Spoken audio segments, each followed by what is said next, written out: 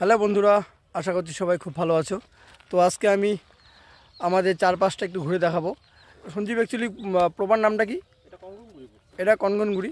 তো আমার বাড়ি একটু দূরে, আমার বাড়ি এখান থেকে মোটামুটি খুব জোর 2 থেকে 3 কিলোমিটার দূরে। তো আমার বাড়ির সামনে এরকমই সবুজ ওয়েদার এবং সত্যি কথা বলতে গেলে চারদিকে সবুজের হাতছানি। তো আমার বাড়ির এলাকাটা আমি বর্ষার দিনে দেখাবো। তো বর্ষার দিনে এই কারণেই দেখাবো কারণ আমার বাড়ির সামনে একটি খুব সুন্দর নদী রয়েছে। তো বর্ষার সময় আসলে নদীটা আরও খুব ভালো লাগে দেখতে। তো আমি ট্রাই করব আমার বাড়ির যে এলাকাটা রয়েছে সেটা বর্ষার দিনে দেখানোর জন্য। তো আজকে এদের পাড়াটা একটু ঘুরে দেখি। আমার খুব প্রিয় একটি জায়গা। একটা বাঘের ছবি দিয়ে রাখবো। এখানে কোনো বাঘ নেই। তো আমি বাইকটা দিলাম সঞ্জীবকে। এখন আমরা বাইকে যে এলাকাটা রয়েছে, যে গ্রামটা, সেই গ্রামটা ঘুরবো।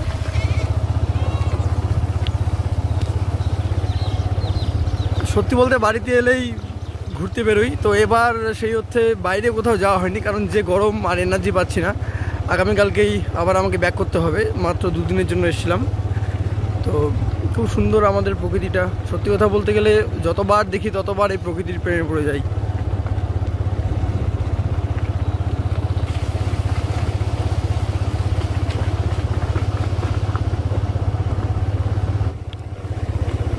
গাছের মধ্যে খুব সুন্দর কাঁঠাল রয়েছে। কাঁঠাল কিন্তু আমার খুবই প্রিয়, মানে কাঁচা কাঁঠাল অবশ্যই, পাকা কাঁঠাল না। পাকা কাঁঠাল ভালো লাগে না খেতে।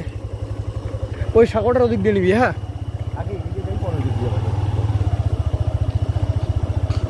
তো বন্ধুরা অ্যাকচুয়ালি মনে হচ্ছে যে কোনো ফরেস্ট এরিয়ার ভিতর দিয়ে যাচ্ছি।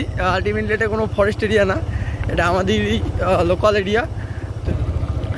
বন্ধুরা স্কুলটার নামটা কি রে? কনগনগুড়ি স্পেশাল ক্যাডার প্রাথমিক বিদ্যালয়। এই স্কুলের মাঠে অনেক ক্রিকেট খেলেছি বন্ধুরা, এখানে ফুটবলও খেলা হয়। চলো, এখানে একটা সেট আপ রয়েছে, এটা মাছ মারা সেট আপ। তো এটা বর্ষা আসলে যখন এদিক দিয়ে জল যাবে তখন কিন্তু এই সেট আপটা কাজে লাগবে।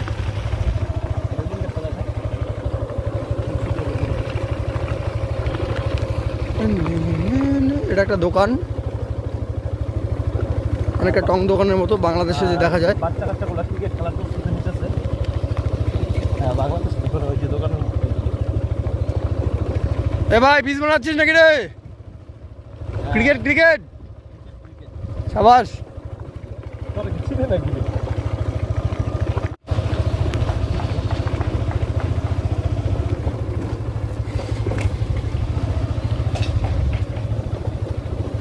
সত্যি কথা বলতে গেলে দারুণ একটি এলাকা।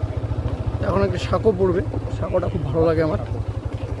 এগুলো এখন বেশি চোখে পড়ে না। এগুলোর সাঁকোটাও কিন্তু বন্ধুরা এখন সেই হচ্ছে পাওয়া যায় না।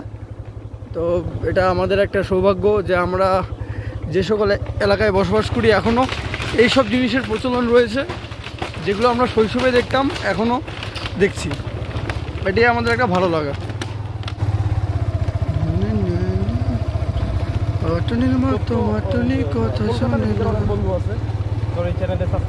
আছে অনেকেই।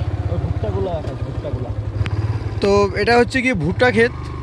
তো ভুট্টা সম্পর্কে আমার থেকে অনেক বেশি ভালো আইডিয়া রয়েছে আমার যে বন্ধু সঞ্জীব।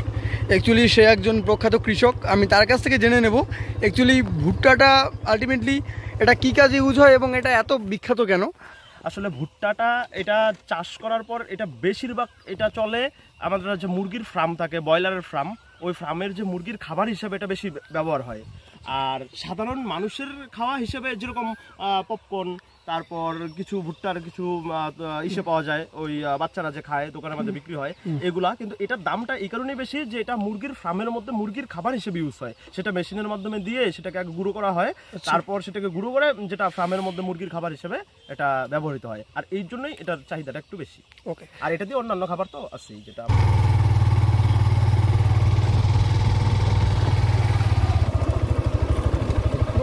কৃষক বন্ধুরা খেতে কাজ করে ফিরছে আমাদের কৃষক ভাইরা।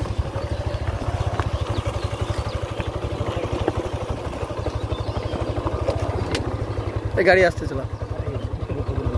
ও বাচ্চাটা তো সেই লাগছে, সত্যি দারুণ। এটা তো ক্রিকেট খেলার জন্য একটা মাঠ হয়ে যেতে পারে, খুব ভালো হবে।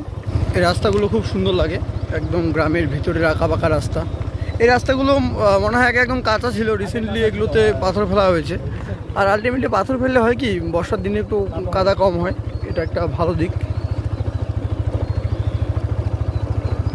সঞ্জীব ভাই এগুলো কি বড় ধান? ছিল বুড়ো, আবার এটাকে কেউ চায়নাও বলে। চায়না? চায়না নাম কেন? এটা এই বিষয়টা আমি সঠিক জানি না, কিন্তু অনেকে এটাকে চায়না বলে। আচ্ছা কিন্তু এটার মানে তৈরি কিন্তু আমাদের এখানেই। আচ্ছা আচ্ছা, এটা সাপ্লাই তার মানে এরকম না যে চীন দেশ থেকে এটা সাপ্লাই হচ্ছে। মানে নামটা চায়না আর কি, চায়না, মানে একটা স্থানীয় নাম চায়না। যেরকম জাপানি ফুড। তো বন্ধুরা কচিকাচারা ক্রিকেট খেলছে, দেখে খুব ভালো লাগছে। এই জায়গাটার নাম হচ্ছে কর্মকার পাড়া। তো এখানে আমরা প্রচুর ক্রিকেট খেলেছি। এখানে আগে একটা কাপ হতো, উইন্টার কাপ। একবার আমরা উইন্টার কাপ রানার্স হয়েছিলাম, সেইবার আমি একাদশ ছিলাম। তো অনেক সুখ স্মৃতি আছে এই মাঠের।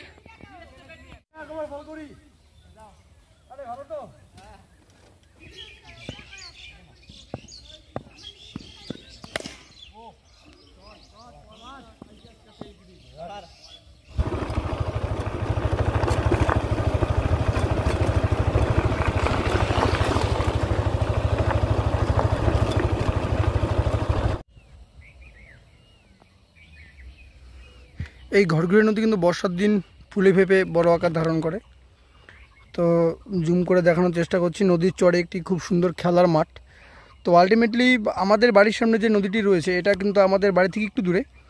আমাদের বাড়ির সামনেও কিন্তু এমন মাঠ রয়েছে। আমরা ছোটোর সময় আগে অনেক খেলতাম প্লাস্টিক বল দিয়ে ক্রিকেট, ফুটবল। তো ওই স্মৃতিগুলো মনে পড়ে যায় এমন মাঠ দেখলে। শিখলি তো নেক্সট টাইম যদি গাড়ি স্টার্ট না নিবার